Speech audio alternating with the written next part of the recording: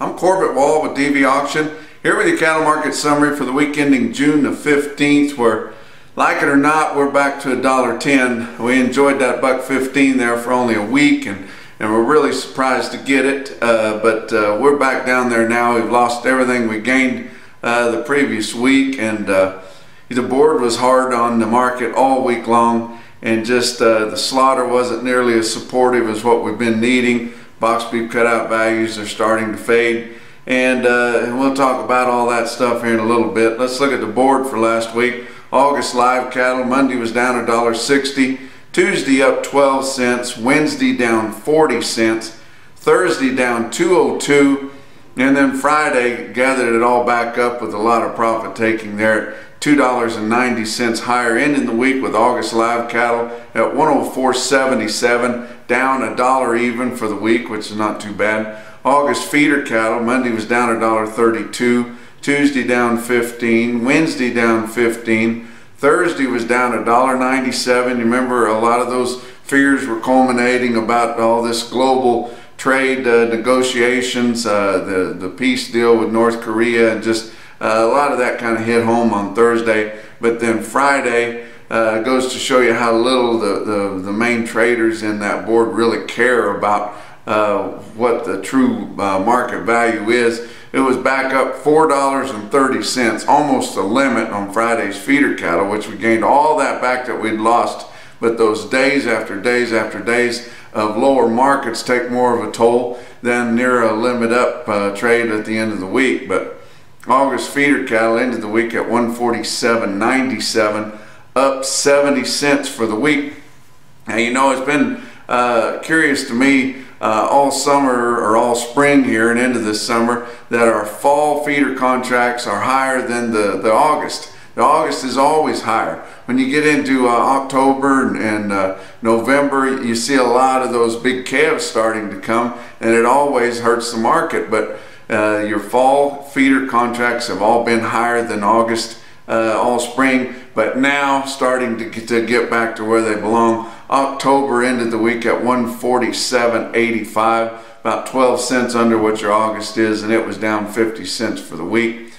Your fat cattle trade, like I said, we ended up there with our market and not really established. They didn't swing the gates at $1.10, but there was significant trade at $1.10 late in the week. But through Thursday, 32,600 head was all. The Southern Plains never really traded cattle at all.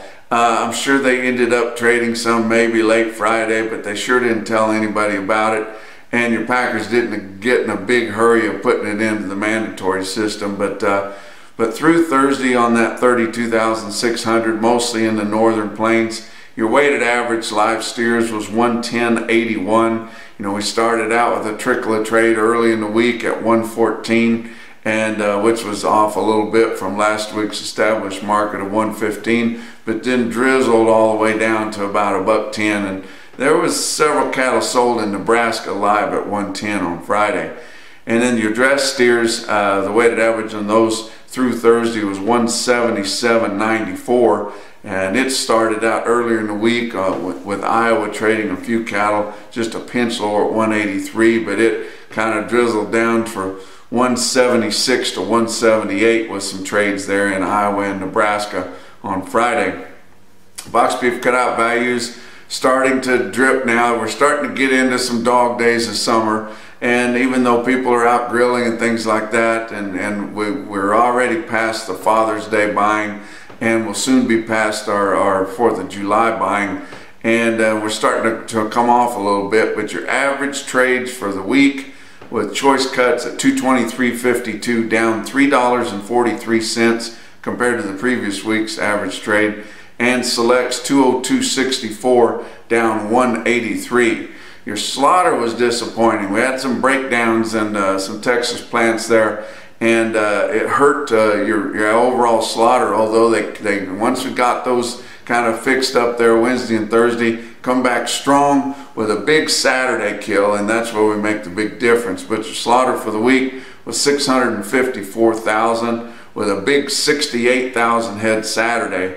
But that 654 was down 4,000 from the previous week, but up 15,000 from the same week a year ago. And we've been expecting June to have the biggest slaughters we've had in 7 or 8 years, like we did here a few weeks ago. But even since Memorial Day week, we've just been having a hard time pulling that off. Your year-to-date slaughter is up 3.1% for the year. And your May slaughter was up 5.1% compared to the same month a year ago, and up 13% from the 3-year average. So we are harvesting the heck out of these fat cattle, and it's a good thing because there's a lot on there, but we think that maybe we've got through the worst glut of them.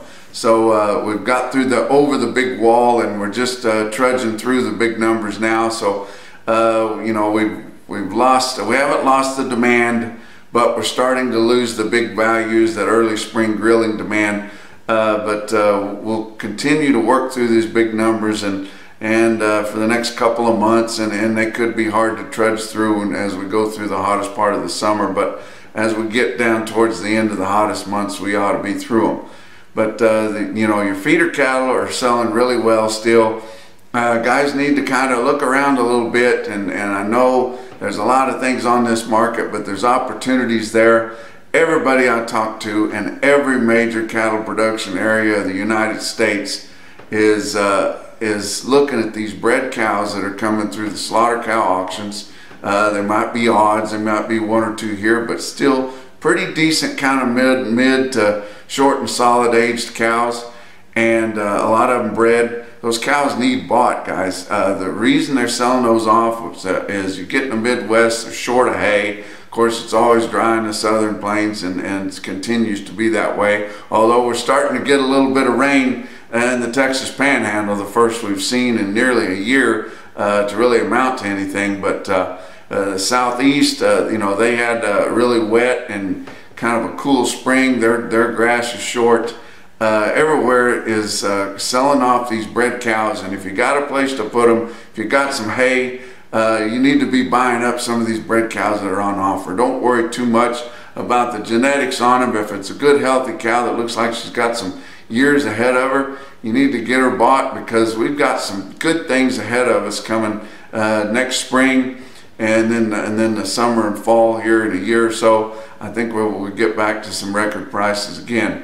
But your cash feeder cattle markets, at the end of the week, your real-time index at the end of the week was at 140.28, actually up 73 cents for the week. But mostly by the end of the week, your cash feeder cattle auctions were about steady, fully steady in most places. It didn't see a whole lot of change on feeder cattle prices. Your calves are not well tested in a lot of places, but nothing to really push those one way or the other. Look at some individual quotes, and they're actually, let's look at the Corn Belt Classic for just a minute. The start of the video season, as we get close and just past 4th of July, we're going to see a lot of big videos. You know, Superior's got another big one coming. Western Video's got another one. Prime Time, what used to be Joplin Regional's got a big one coming up in the 4th of July. But you're going to have a lot of big 4th of July sales, pricing a lot of these late summer and fall yearlings and the fall calves that are coming. But Corn Belt Classic on Thursday there did start pricing some of those fall calves, the first sales of those up in the northern plains and mountain states, up in Montana and places, a lot of those strings of 1 iron calves. And on October delivery steer calf weighing around 7, selling in the 50s and the 150s, from 150 up to 155 or 6 for the most part. Some of them with all the bells and whistles and qualifying for some of the programs, and a good area and a good reputation ranch could sneak into the low 160s for some close to 7 weight steer calves for fall delivery. And that's just kind of a benchmark to be thinking about as we work through a lot of those sales here as we go through the summer. But some individual cash quotes late in the week. Torrington Livestock Markets in Torrington, Wyoming on Friday sold 87 head of 864-pound steers on Friday at 140.5. And on Saturday, Fort Scott, Kansas, good sale there in eastern Kansas, 132 head of 754-pound steers, bring 151.25. That's a look at your week's markets from a Home DV auction office here in Canyon, Texas. We'll talk to you next week.